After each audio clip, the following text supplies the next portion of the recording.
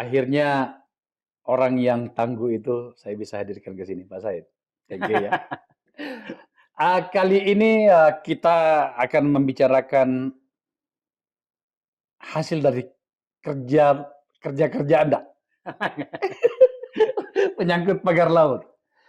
Pemirsa, Anda tahu bahwa tak mungkin kasus itu terbongkar kalau bukan perlawanan personal Pak Said. Pak Said, terima hormat saya. Anda menunjukkan sebuah militansi yang luar biasa. Saya mungkin agak berlebihan dengan pilihan tadi itu, tapi mana kita tahu kalau Anda tidak melakukan itu ya. Saya justru hari ini berterima kasih Karena karena diundang Bung Akbar Faisal.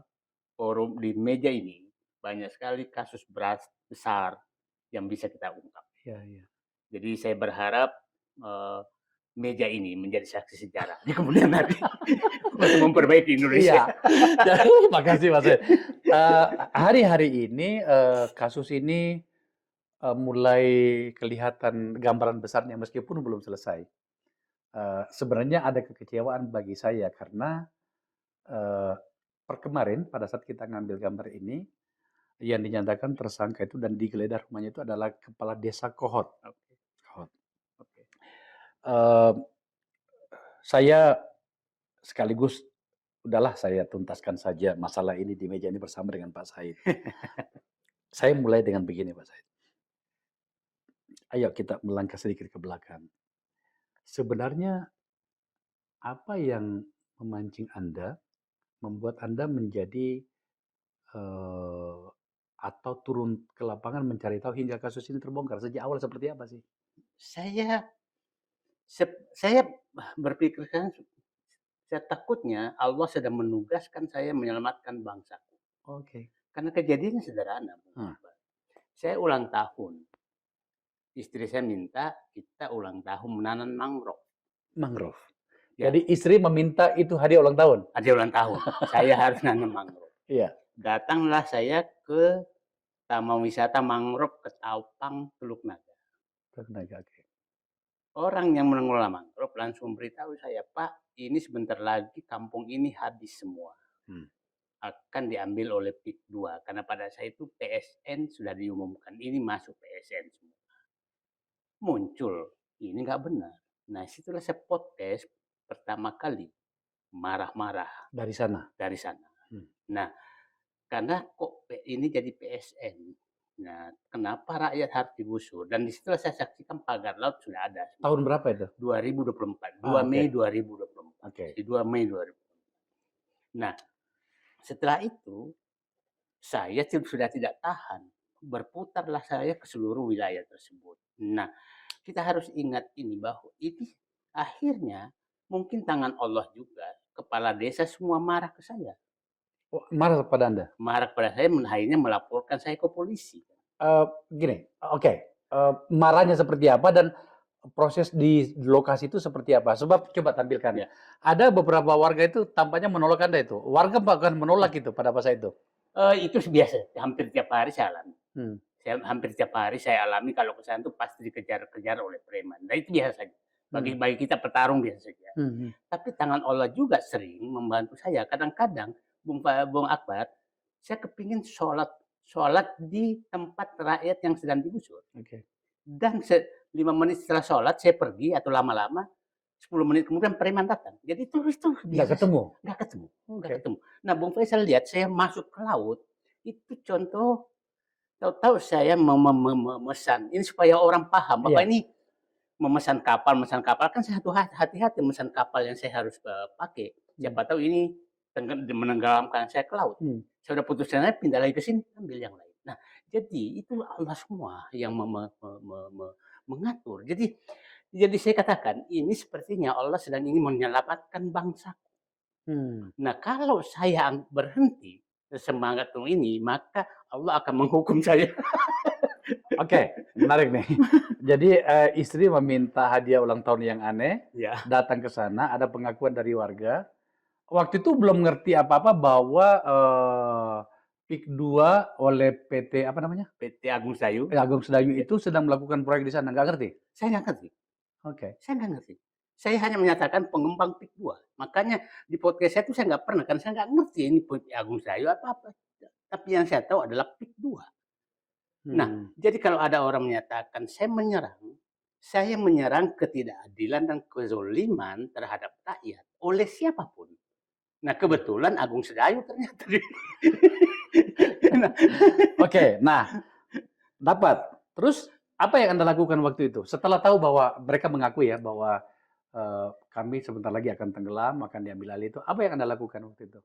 Nah, saya lihat begini, setelah saya mencari fakta semua, apa yang terjadi sebenarnya. Akhirnya ketemulah saya, kok didukung apresi. Saya tanya ke rakyat, kok rakyat dibebaskan dengan 50.000, dipaksa semua. Jadi semua yang dia tertutup selama ini saya harus buka.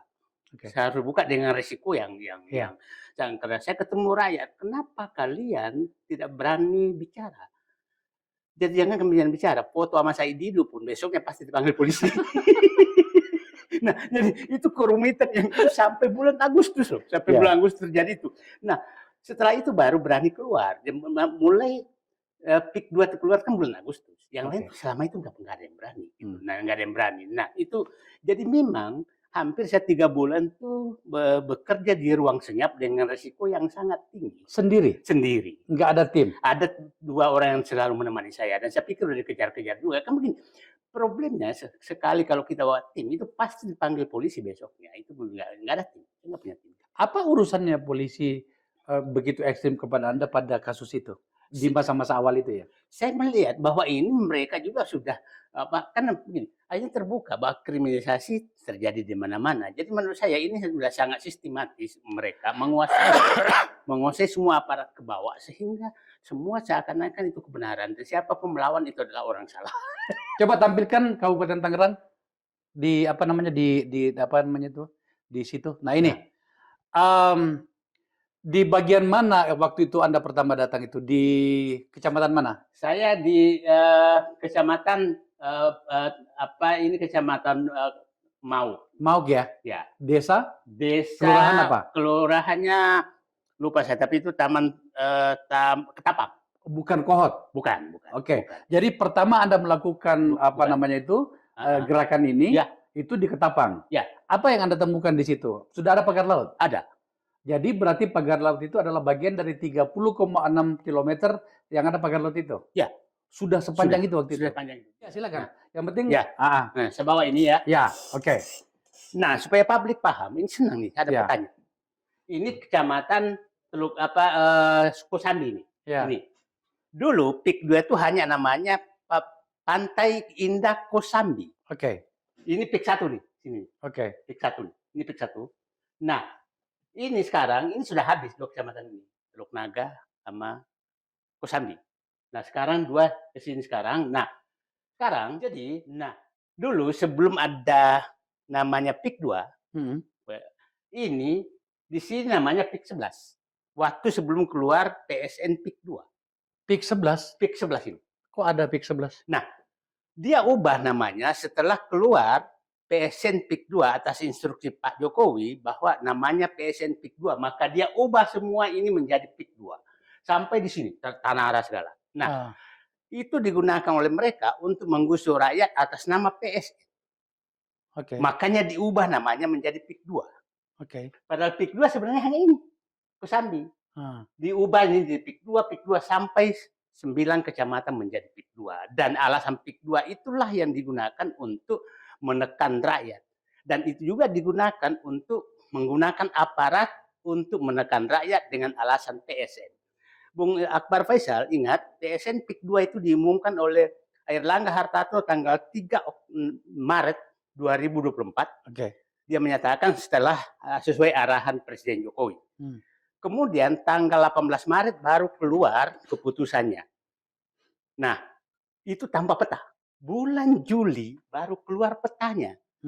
Nah, di sementara belum ada peta, maka pengembang PIK 2 menyatakan ini PSN semua. Padahal PSN sebenarnya ternyata hanya di 1.750 hektar. Ada di sini, yang banyak di sini. Nah, jadi pengembang itu mengklaim duluan? Mengklaim duluan. Oke. Dengan menandatangani. Nah, Sehingga lurah, desa, aparat menyatakan tidak boleh ada yang boleh bertahan kecuali karena ini adalah PSN. Itu terjadi sampai terungkap oleh saya bulan Agustus bahwa PSN itu kan yang melempar pertama ke dalam peta PSN PIK 2 itu disembunyikan. Nah, baru saya buka Agustus bahwa PSN PIK 2 itu hanya di 1.750 hektar. Oh. Sekarang dia balik bahwa kami tidak pernah bermasalah dengan PIK 2. Rakyat sini mengaku semua bahwa dia dikriminalisasi, digusur dengan alasan PSN PIK 2. Itu prakteknya di lapangan. Oh, oke. Nah, lanjut Pak. Tetap Ya. di situ dulu Pak. Jadi setelah Anda dari Kecamatan Mauk tadi, Ya, terus kemudian gerakan Anda kemana? saya masuk ke sini untuk melihat. Oke. Dan di sini ada, pasti orang ingat sini ada Sungai Paris yang sudah dikuasai oleh PIK. Dan itu wilayah sangat mahal. Oke. Sungai Paris yang Teluk Naga. Di sini sungai sudah habis semua. Nah, disinilah wilayah yang saya sering istilahkan terowongan Gaza. Kenapa begitu? Karena di pagar itu hampir 10 km, tingginya 4 meter pagarnya, rakyat di sana terisolasi, banjir segala-galanya, dan kiri kanannya adalah PIK. Itu berapa dari total wilayah yang kemudian mereka klaim sebagai PIK 2 itu Pak Said? Siap. Berapa jumlah keluarga yang terdampak? Saya nggak bisa ngitungkan, tapi saya menyatakan kalau mengikuti blueprintnya mereka, itu kira-kira akan bisa mencapai 100.000 hektar total. 100.000 hektar. 100.000 hektar. Nah, laut ini kan hanya 31 km. Sebenarnya, saya mulai master plan-nya dia ini ada sekitar 1.500 hektar laut yang sebenarnya rencana dipagar. Rencana direklamasi dan dipagar dengan alasan seperti kasus Kohot. Seakan-akan bekas darat. Itu ada 1.500 hektar. Anda dapatkan data ini dari mana Pak Said? Banyak yang ngasih data saya sekarang. Oke. Banyak yang ngasih data saya sekarang. Dan, nah, terkait dengan ini kan yang diambil hanya di sini, yang Kohot ini kan. Ya. Kohot. Ini enak di publik melihat. Kohot di sini.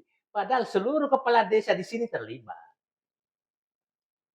Pagar laut. Kenapa? Semua kepala desa semua terlibat. Nah, ada 16 kepala desa. Jadi sangat aneh kalau hanya ngambil di Kohot Paku Haji. Ini hanya 200 hektar dari rencana 1.500 hektar. Mungkin belum kali. Ya saya nggak tahu. Mudah-mudahan. Tapi kalau itu hanya dilakukan, itu hanya kasus cara untuk menutupi agar tidak naik ke atas. Nah, tapi ini kan daerah perlawanan paling tinggi, memang Kohot.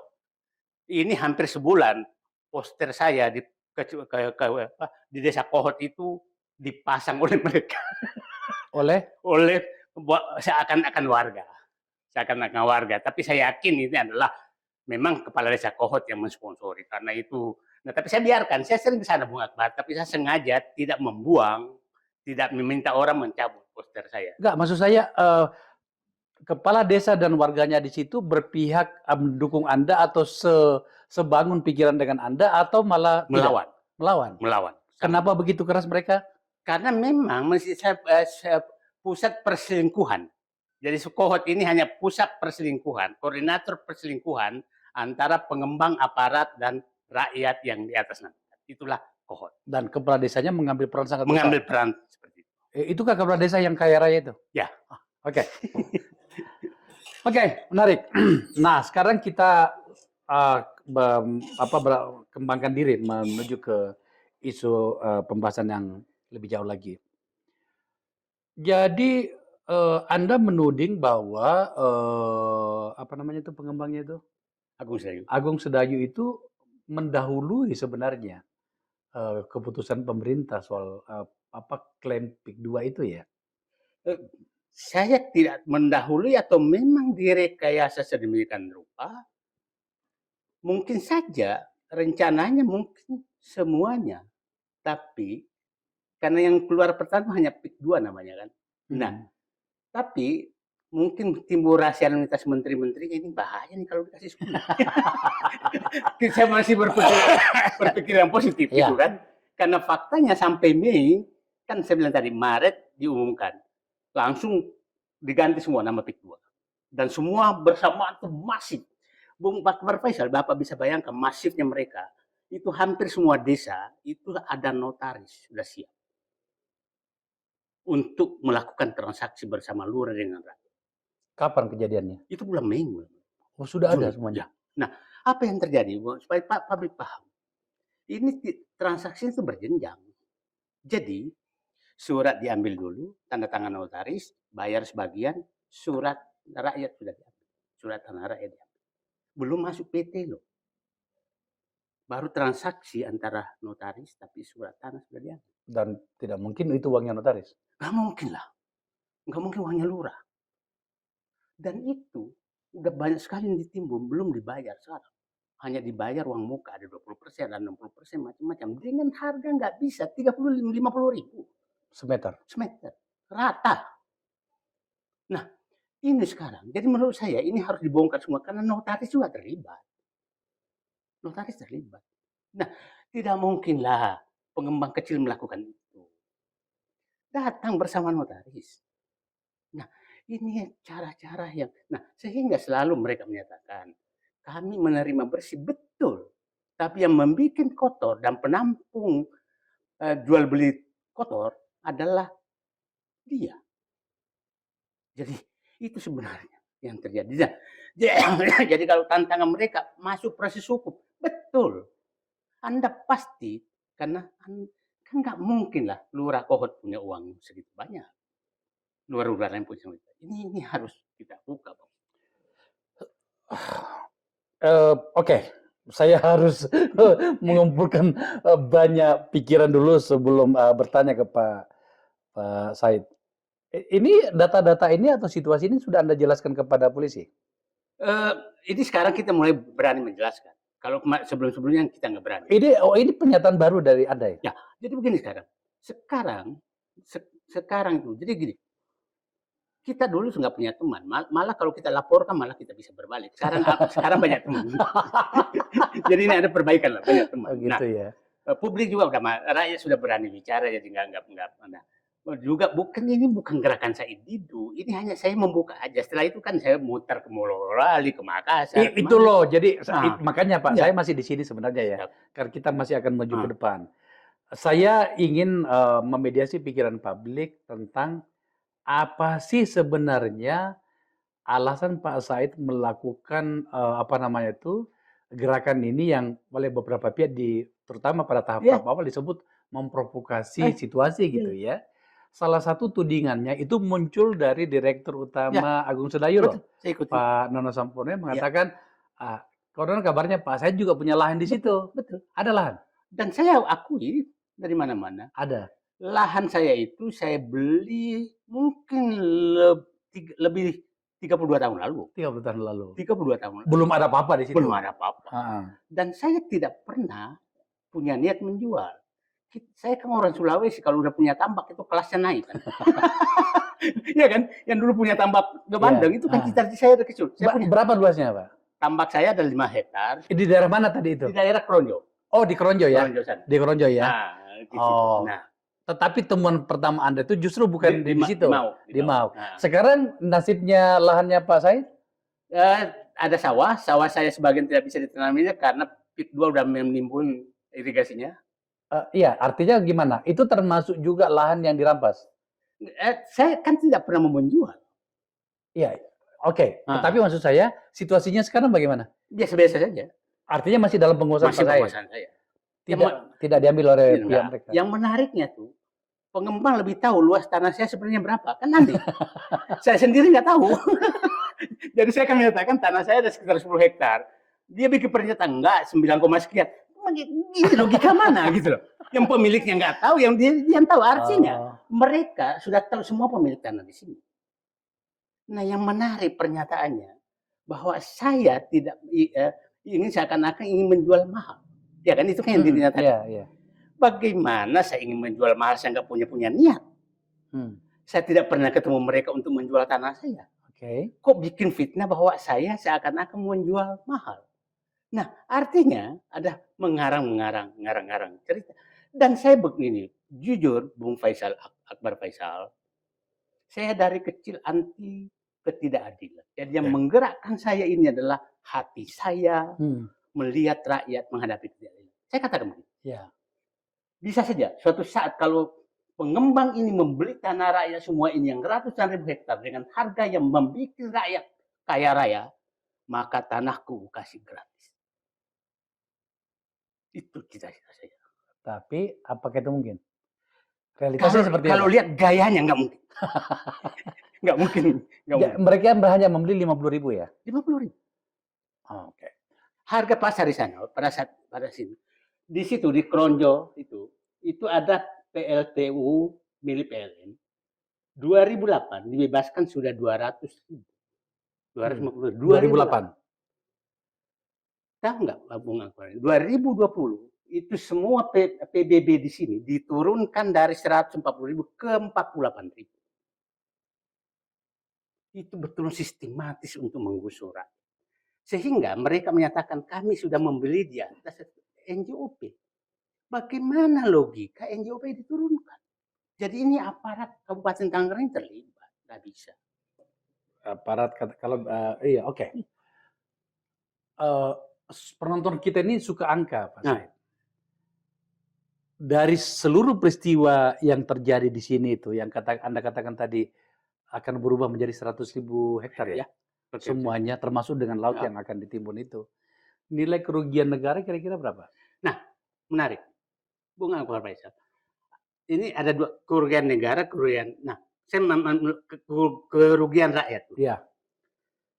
Yang bekerja sebagai petani dan nelayan dan petambak di wilayah yang mau diambil ini, itu perkiraan saya yang bekerja langsung 300.000 orang.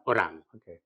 Nah, kalau termasuk petani pedagang ikan dan lain akan naik 500.000. Yeah. Dia akan menyatakan akan membuka lapangan kerja 200.000. Okay. Artinya terjadi penurunan lapangan kerja dong. Dan status orang-orang juga berubah dari pemilik perahu, pemilik lambak menjadi pekerja, satpam, pembersih taman, PRT. Nah, ini logika ini harus diingat. Nah, pendapatan rakyat ini kan yang selalu menyatakan PBB naik.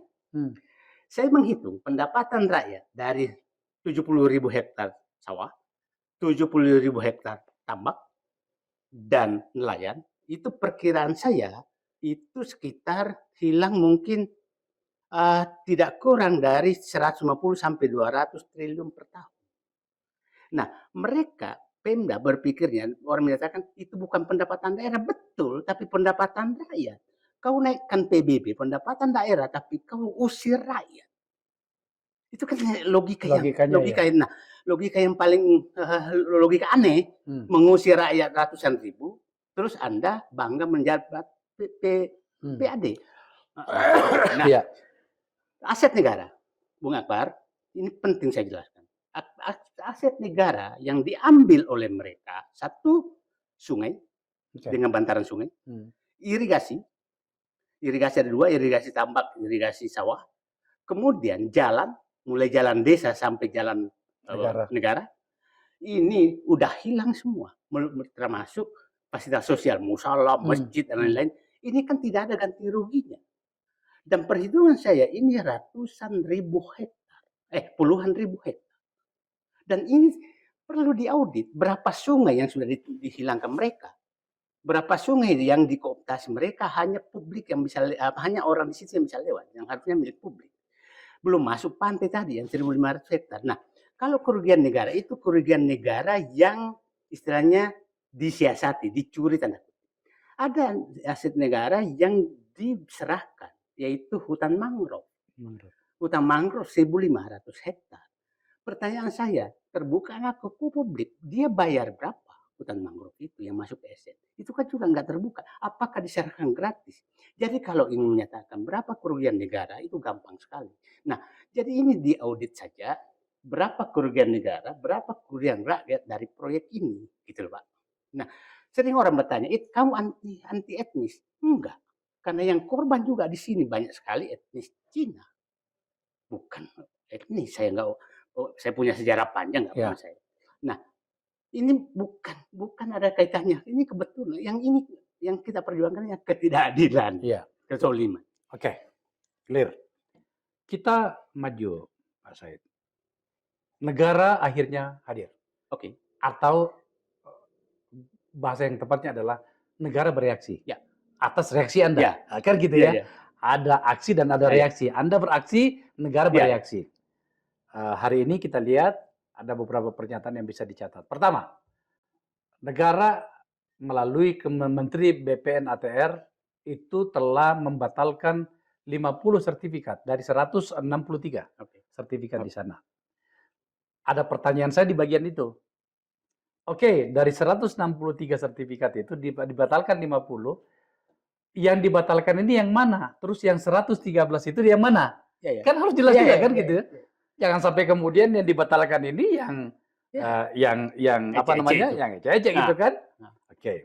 Yang kedua, Menteri KKP dan sudah duduk di Iya. sini, Pak Trenggoro mengatakan pagar lautnya sudah Iya. sudah Iya. apa namanya itu Dihilangkan. dihilangkan, dan beliau mengatakan bahwa segala aktivitas di atas laut itu tanpa izin itu adalah ilegal. Iya. Sudah clear barang Iya. itu gitu kan. Iya. Artinya memang yang dibatalkan oleh Pak Nusron Wahid itu adalah yang darat kan gitu Iya, ya. Nah, ada pertanyaan saya tadi bagian itu. Terus selanjutnya adalah aparat penegak hukum sudah bertindak dan menetapkan kepala desa Kohot Begitu. sebagai tersangka dan menggeledah Ya, ya. rumahnya Ya, ya. dan kantornya. Ya. Didapatkanlah 3 orang. Ya. Kepala desa, sekretaris, dan seorang lagi gitu kan. Ada beberapa data tadi yang Anda ungkapkan mengatakan mana notarisnya? Ya, ya. Karena ternyata sudah disiapin notaris waktu Ya, itu. ya. Artinya ada skenario. Ada pertanyaan publik pada bagian ini. Kenapa rumah kepala desa hanya kepala desa yang digeledah? Ya, ya. Kenapa bukan kantornya Agung Sedayu kan Ya, gitu ya. kan? Kan sumber magmanya kan di Ya, situ ya. gitu kan. Ya. Apa tanggapan Anda menyangkut dengan reaksi negara sekarang ini? Tidakkah itu sudah cukup atau masih jauh dari cukup? Saya mintakan ini sendokan pertama dari piring bubur panas. Oke. Nah, kalau tadi peluru sekarang sendok.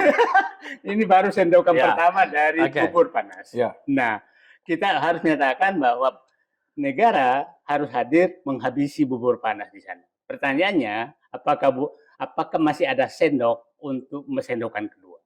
Nah, tugas kami sekarang adalah mendorong terus negara agar menyendok terus bubur panas ini sehingga bisa habis. Itu tujuan kita. Nah, saya orang semua menyatakan itu kenapa? Bukan, kita harus tetap ada bersyukur bahwa aparat dan negara sudah mengangkat sendoknya untuk memakan bubur panas. Sudah bertindak.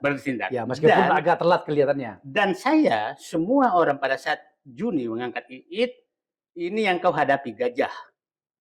Gajah. Gede dong. Gede. Ya. Saya bilang ini, saya mengunjak semut 1000, tidak ada yang tepuk tangan. Tapi kalau saya tempeleng gajah, belalainya, dan saya dihajar oleh gajah, itu tepuk tangan. Ya. Oke. Nah itu, jadi saya nggak bangga menginjak 1000 semut.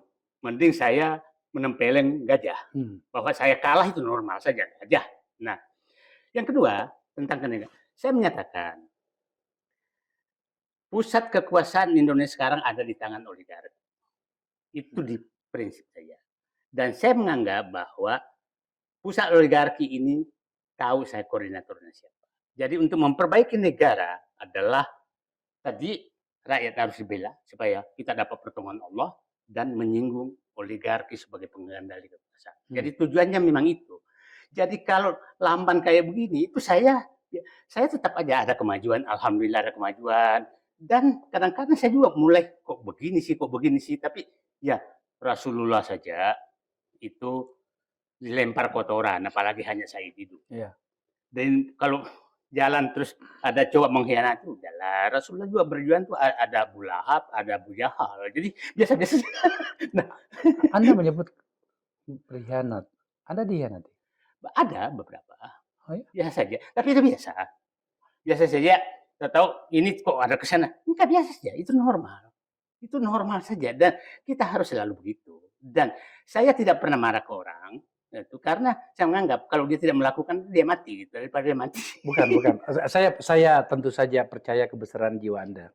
Tapi maksud saya ini adalah tindakan besar yang berhubungan dengan banyak orang. Banyaknya banyak sekali. Ratusan ribu orang. Maka kemudian ketika Anda tadi menggunakan kata berkhianat, bagi saya dalam konteks ini bukan lagi hanya saya dulu yang dihianati. Kan begitu kan? Iya, iya, iya. Yang dihianati adalah sebuah niat untuk memperbaiki situasi Iya, dan menyelamatkan nasib iya. banyak orang. Siapa gerangan? Nggak usah kita ini kan, tapi gini lah. Tapi saya begini, mengkhianat satu bisa dapat 10 gitu. Nah, Hmm. begini ya Pak. Saya buka aja. Mereka juga semua menurunkan torpedonya untuk menghantam saya. Tapi pertolongan Allah kan, nah torpedo kan bayangkan, Letnan Jenderal Dirut membuat podcast seakan-akan saya mau memaksa menjual tanah kan. Itu kan torpedo besar sekali, Letnan Jenderal. Ya. Tapi sebenarnya nanggapinya biarin aja rakyat paham lah. Saya ini dulu siapa gitu kan. Dan saya kan bukan orang baru kemarin sore dan saya pikir rakyat yang keluarkan macam-macam lah. Siapa Hendro Priyono membawa abdesi. Nah, akhirnya terbukti kan abdesi sebenarnya biang keroknya gitu kan. Jadi saya melihat semua yang dikeluarkan itu Allah membuka. Saya dilaporkan, pada saat saya dilaporkan Bu Akbar Faisal itu datang ini dari pusat kekuasaan. Saya habis sholat subuh, ini supaya publik paham. Bisa nggak negosiasinya bahwa Anda diam? Saya habis sholat subuh. Pak, mohon maaf. Siapa yang datang? Bukan datang, tapi saya orang dari kekuasaan menyampaikan. Yang kekuasaan baru loh. Datang atau telepon? Telepon. Oke. Saya bilang, kalau itu negosiasinya, saya nggak bisa.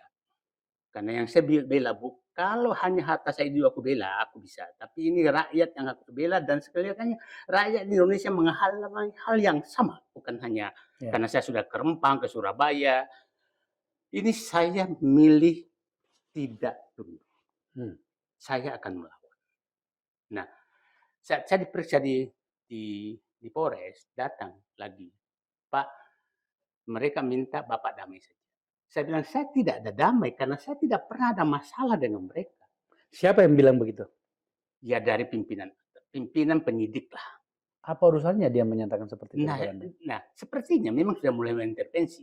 Nah, terus saya bilang begini, yang mau damai itu tidak ada kaitannya sama saya. Yang saya bela inilah kezoliman. Dan siapapun yang melakukan kezoliman, itu yang saya bela. Jadi kalau dia minta damai ke saya, berarti dia mengakui dia melakukan kezoliman dong. Ya kan? Nah, jadi itu sudah saya lewat. Apa tawarannya kalau misalnya Anda lakukan itu? Saya berbagilah. Tapi kan begini, ini kita harus teringat terus.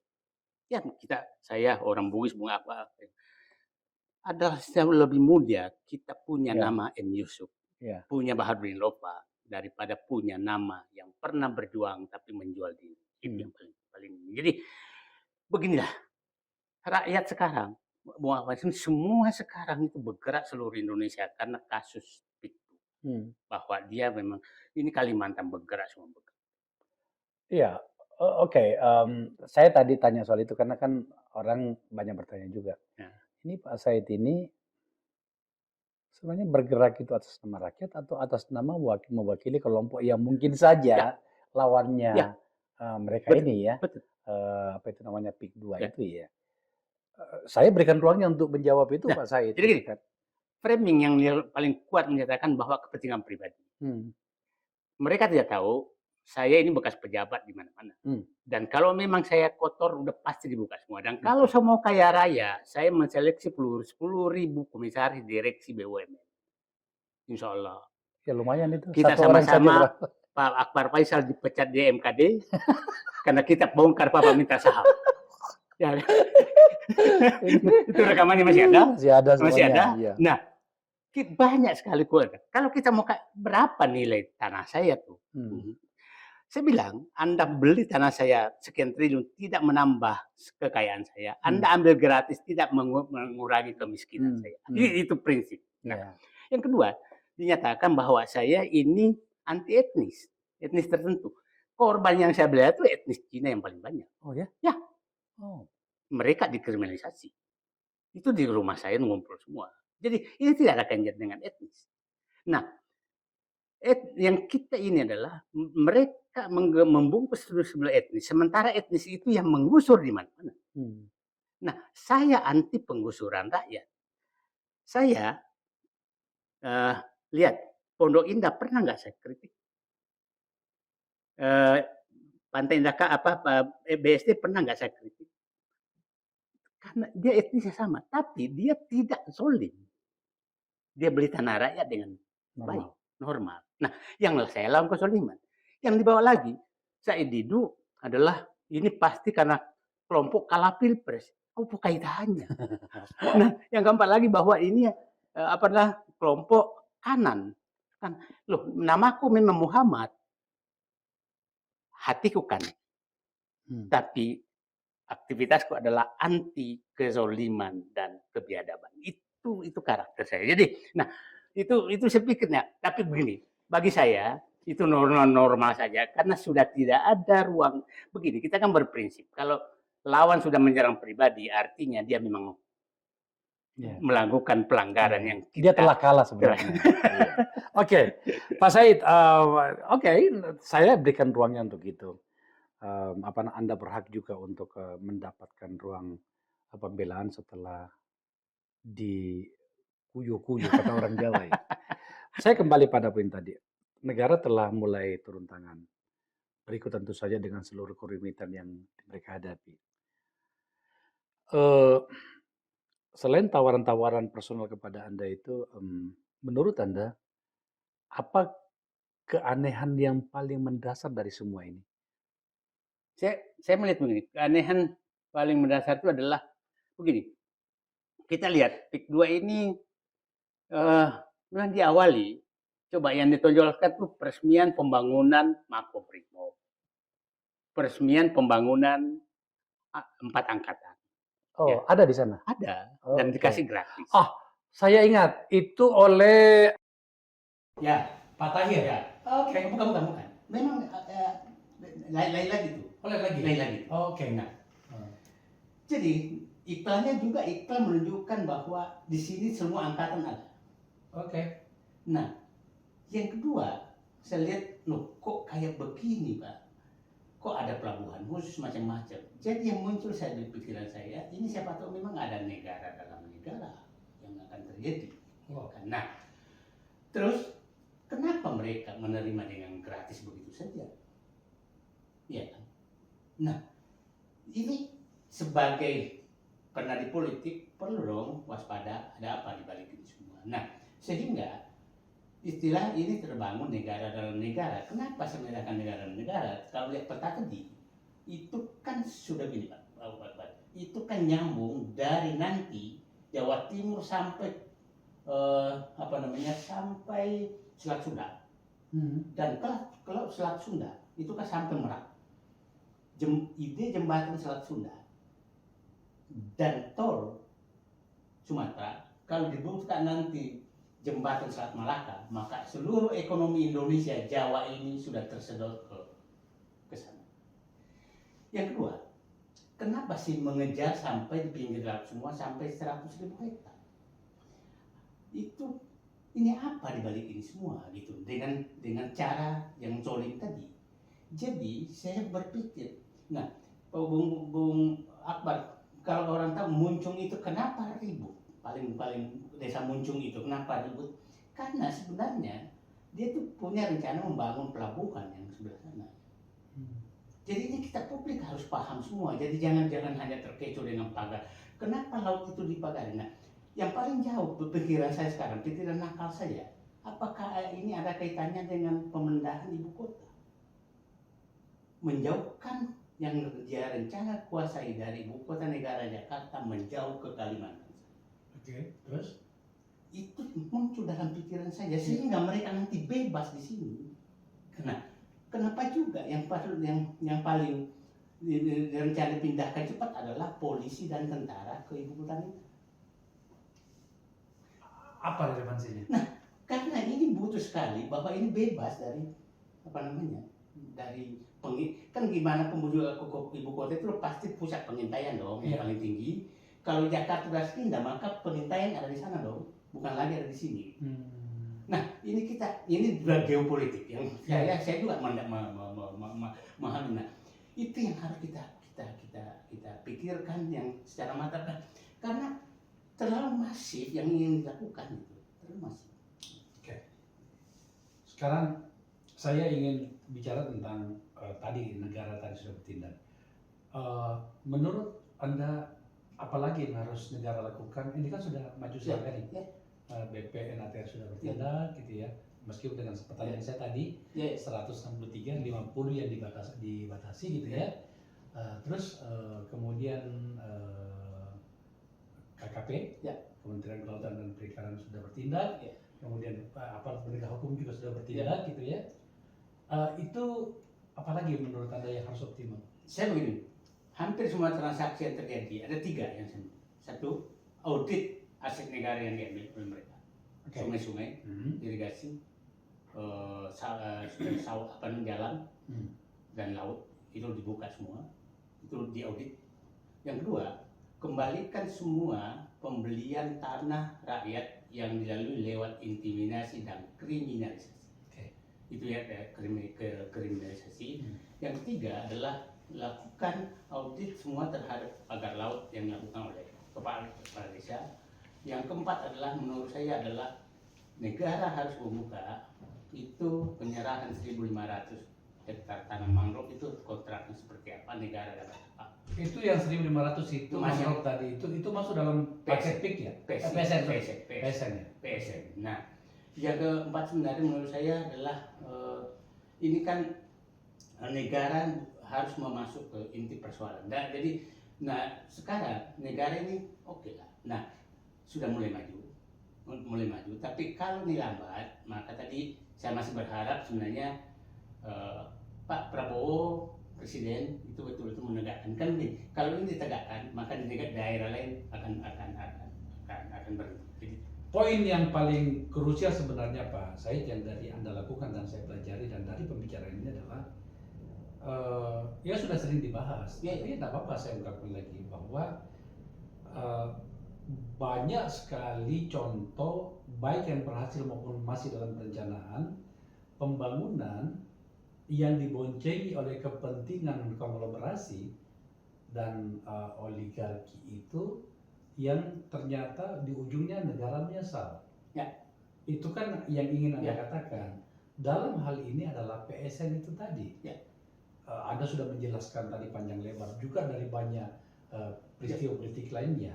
Tadi Anda menyebut nama Menteri Erlangga Hartarto segala macam soal PSN itu. Pada kasus ini, apa pernyataan Anda yang paling krusial dan paling optimal? Apakah meminta pemerintah Pak Prabowo untuk membatalkan PSN yang memberikan fasilitas mewah kepada mereka ini? Itu langkah awal. Tapi menurut saya penegakan hukum terhadap yang sudah dilakukan kan mungkin itu langkah awal yang menunjukkan sikap pemerintah bahwa pemerintah itu saya senang sekali Pak Prabowo kan lewat Dasko atau menyatakan bahwa tidak boleh ada lewat Arab muara. Misalkan tidak boleh ada negara dalam negara. Itu satu udah oke itu menurut saya, tinggal ditafsirkan ke bawahnya. Saya sih hanya menyatakan bahwa apabila pemerintah sudah berhasil menegakkan hukum kepada oligarki, maka kita punya harapan. PIK 2 adalah simbol penegakan hukum kepada siapapun juga. Jadi saya berharap di tengah-tengah merosotnya kepercayaan publik dan hilangnya harapan kepada Presiden Prabowo, ini bisa menjadikan pintu memang saya akan menegakkan hukum sebaik-baiknya. Dan Pak Prabowo kemarin kan di ulang tahun Mahkamah Agung menyatakan, jadi tunjukkan sekarang memerintahkan semua ininya agar melakukan tindakan simbol penegakan hukum. Karena sebenarnya PIK 2 ini adalah simbol penegakan hukum. Simbol penegakan hukum yang sangat bagus manfaat. Kalau mereka lakukan. Nah, pertanyaannya, apakah mereka akan lakukan? Pertanyaannya kan, saya menyatakan di tengah di tengah ketegangan berbangsa dan negara, kesulitan ekonomi yang sangat berat, kemudian ketidakadanya harapan kepada anak muda, jangan terlalu berani mengambil sikap yang tidak memihak kepada rakyat. Ada satu hal yang saya ingin tahu juga sih Pak Said menyangkut dengan ini. Penegakan hukum adalah satu hal, mungkin sedang berproses. Tapi sebenarnya jarang sekali dibahas oleh publik kita ini, yang kemudian saya biasakan di media saya ini adalah bagaimana sih kita bersikap menghadapi situasi seperti ini dalam konteks bagaimana kepastian informasi, kepastian hukum dalam hal negara harus bertumbuh. Tidakkah negara membutuhkan modal, Pak Said? Nah, itu yang menarik. Begitu. Orang bertanya juga ke saya, kenapa kau melawan oligarki? Sebenarnya tidak semua pengusaha itu oligarki. Ya. Yang saya maksud oligarki itu adalah pengusaha yang memanfaatkan uangnya untuk membeli kekuasaan, untuk merampas negara, dan untuk menggusur rakyat. Itulah oligarki. Nah, ini yang saya lawan. Saya bilang, Lim Sidong, Eka Cipta Wijaya, Ciputra itu bukan oligarki, dia pengusaha. Astra bukan oligarki, dia pengusaha. Di masa itu. Di masa itu. Sekarang mohon maaf aja, mungkin anaknya berubah menjadi oligarki. Jadi saya berharap jadilah pengusaha, jangan jadi oligarki. Nah, negara butuh modal, tapi bukan modal yang dihasil rampasan negara dan rampasan rakyat. Oke? Tapi hasil dari nilai tambah yang dihasilkan. Saya kasih contoh. Siapa yang Chandra Asri? Si Prayogo. Dia bukan oligarki. Karena dia membangun itu tidak mengambil rakyat. Jadi sederhana kok. Jadi bangunlah, kalau Anda menyatakan butuh modal tapi merampas negara dan merampok negara dan merampas rakyat, itu bukan modal namanya. Anda memindahkan aset itu ke kantong Anda. Jadi itu jangan. Investor dibungkus oligarki itu salah. Investor dibungkus perampas dibungkus investor itu salah. Nah, itu kita hati-hati. Jadi yang dimaksud investor itu kalau ini ada air. Kalau saya ambil airnya Bung Akbar Faisal, saya pindahkan ke sini, itu saya perampok. Air di atas meja ini nggak bertambah. Iya. Investor itu kalau yang membawa air datang ke sini, itu baru menjadi lebih banyak airnya, ekonomisnya. Itu loh. Nah, yang dia dikatakan investor katanya, dia merampak tanah rakyat 50.000 per hari, terus dia mengundang asing masuk ke dalam. Itu bukan investasi namanya. Anda merampok negara untuk menyerahkan kepada orang lain. Nah, ini yang harus kita luruskan. Selalu yang dipakai bungkus itu, Said Didu anti investasi, bukan. Anti perampokan rakyat dan kau bungkus dengan investasi. Gitu.